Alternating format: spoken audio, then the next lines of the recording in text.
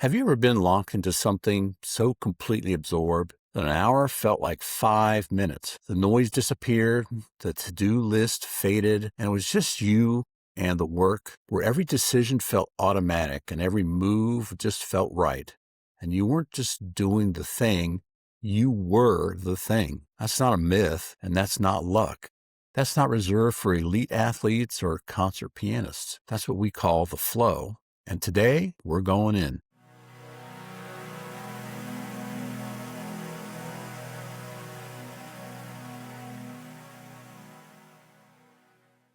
Welcome to Mind Your Business. I'm Steve Wagner, and in this episode is about the most powerful and most misunderstood states of human being can access. We're talking about flow, what it actually is, why it operates at a higher frequency than ordinary thinking, and how to engineer it in your life, and more critically, what's quietly killing it without you even knowing.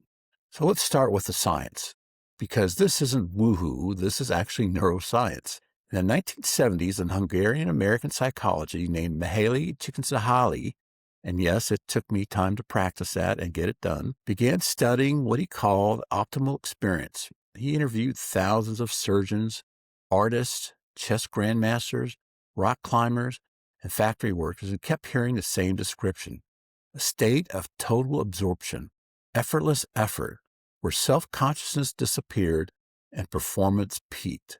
He named it flow, and he defined it as a state in which people are so involved in an activity that nothing else seems to matter. The experience itself becomes the reward. Mihaly said, "The best moments in our lives are not the passive, receptive, relaxing times. The best moments usually occur when the person's body or mind is stretched to its limits in a voluntary effort to accomplish something difficult and worthwhile." Now, here's what's happening to your brain when you're in the flow, and this is what makes it extraordinary. Your prefrontal cortex, the part of your brain responsible for self-monitoring, second-guessing, and inner criticism, which we all know we call the ego, goes quiet. Scientists call this transient hypofrontality. The inner critic gets muted, and what's left is pure execution. At the same time, your brain releases a cocktail of neurochemicals: dopamine, norepinephrine, anandamide, serotonin,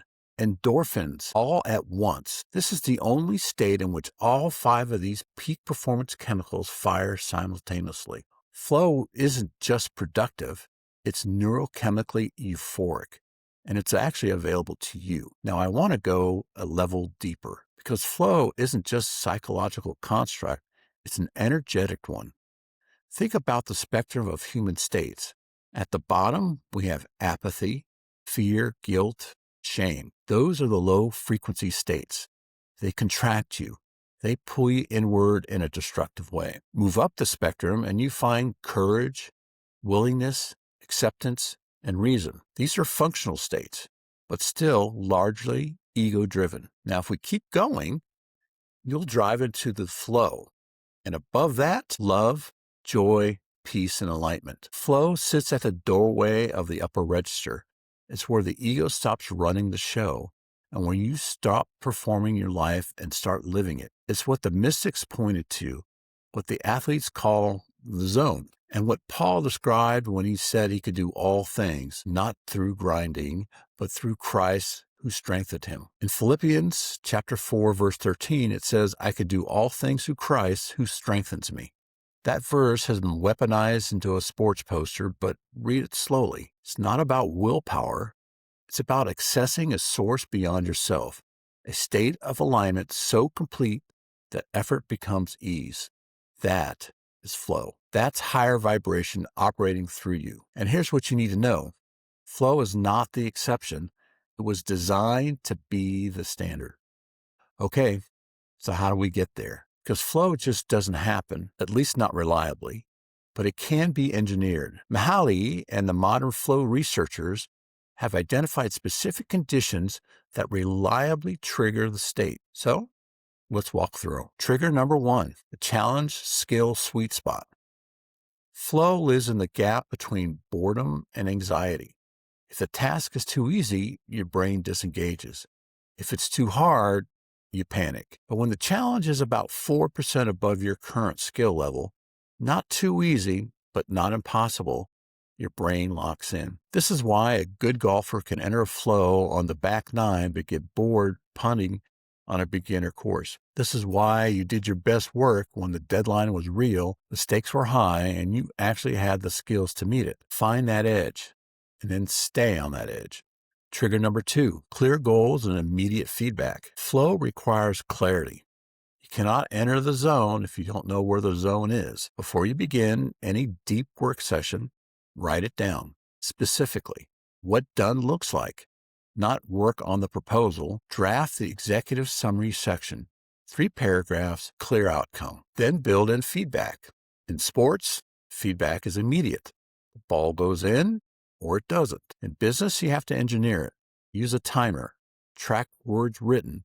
Check off milestones. Give your brain a signal that is winning so it can keep going. Trigger number 3, deep focus and environment design. Flow takes roughly 15 to 20 minutes of uninterrupted focus to begin. Any interruption resets the clock. This means your environment isn't just preference, it's a precondition. Before the flow session, put your phone on Do Not Disturb. Ideally, put it in the other room. Turn your notifications off.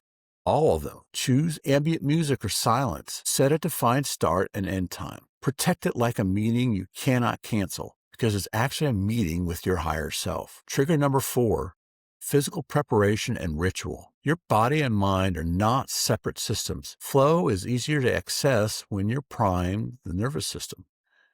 A short walk, a few minutes of breath work, a ritual, the same music, the same desk setup, the same opening move. Train your brain to recognize.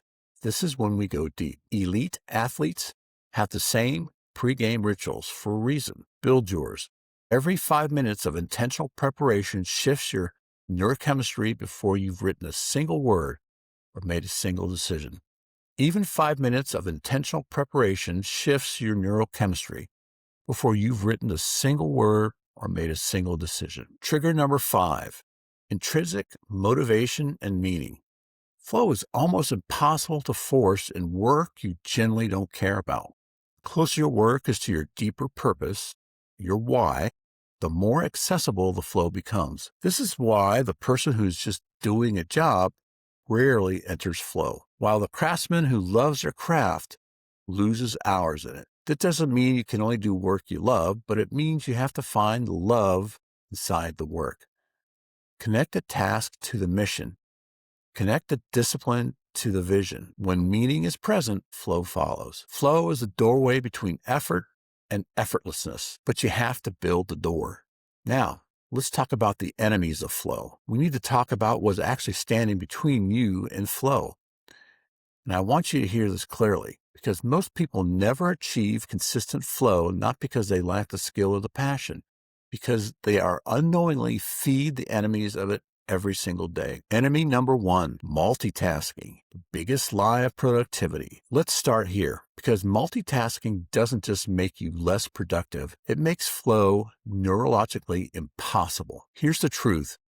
You cannot actually multitask. What you're doing is task switching, and your brain pays a cost every single time it shifts. Researchers call this attention residue effect. When you switch from task A to task B, part of your attention stays on task A. You're never fully present. You're always partially somewhere else. Gloria Mark at UC Irvine found that it takes an average of 23 minutes to return to a task after an interruption. 23 minutes. And flow requires 15 to 20 uninterrupted minutes just to begin. You do the math. If you're switching tasks every 10 to 15 minutes, you are mathematically incapable of entering flow. Multitasking is an art of doing 2 things poorly at the same time. Here's what makes this harder. You've been sold a myth that multitasking is a skill. It's a badge of honor. People say it's a superpower. I'm a great multitasker. No, you've just gotten comfortable living in a fragmented, shallow state and calling it busy. Now, what's the fix? First, single tasking, then time blocking. One thing, full presence. A 90-minute focused block on a high-leverage task will produce more and better output than 3 hours of multitask chaos. and only one of these gets you to flow. Enemy number 2, digital interruptions and notification culture. Every ping, buzz, pop-up, banner is a tiny assassination attempt on your focus, and the apps are designed this way. Variable reward loops, the same psychology used in slot machines, are built into your email, your social feed, your news alerts. They're engineered to interrupt you, and quite frankly, they're winning. The average person checks their phone 96 times a day. That's once every 10 minutes during waking hours. You cannot enter flow in a 10-minute window. You simply cannot. This isn't about digital abstinence. It's about digital intentionality. Schedule when you check. Batch your responses. Kill the notifications that don't require real-time attention. Reclaim your attention, because your attention is the most valuable business asset you have. Enemy number 3, chronic stress and unresolved anxiety. When the brain perceives a threat, real or imagined, it activates the stress response. Cortisol floods the system. The prefrontal cortex, the very same part we need for creative, strategic, focused thinking, goes offline. You cannot force push your way into flow while your nervous system is screaming. Chronic stress doesn't just make you tired, it biochemically blocks the doorway to your best work. This is why the stillness practices we've talked about on the show, such as prayer, breath work, journaling, movement, aren't soft skill luxuries. They're performance prerequisites. You can't operate at 100 megahertz if you're running on static. In Psalms chapter 46, verse 10, it says, "Be still and know that I am God." Enemy number 4, unclear purpose and ambiguous goals. If you don't know where you're going, you can't go deep. Ambiguity is the enemy of immersion. When your goals are fuzzy, your brain stays on the surface, scanning, second-guessing, weighing options, instead of diving into execution. Clarity is the runway. Flow is the flight. You cannot take off without one. Enemy number 5, perfectionism and fear of failure. The inner critic is flow's worst enemy. When you're monitoring your performance, judging every output, afraid of getting it wrong, you're keeping the prefrontal cortex engaged. And remember, flow requires the critic to be quiet. The paradox is real. The harder you try to perform, the more you block the state that produces peak performance. Flow rewards surrender, not force. Done is better than perfect when it comes to entering the zone. Because once you're in, the quality flows naturally. Give yourself permission to go, and the edit comes after. Now let me bring this home. You're not designed to grind through life in a fragmented fog of notifications, half-finished tasks, and chronic busyness. That's not productivity. That's noise. And the antidote isn't working harder. It's working deeper. Flow is available to you right now in your business, in your craft, in your leadership, but requires you to design for it, to protect it, to treat your focus the way you treat your finances, as a limited resource with enormous return potential when it's invested wisely. Here's your challenge this week.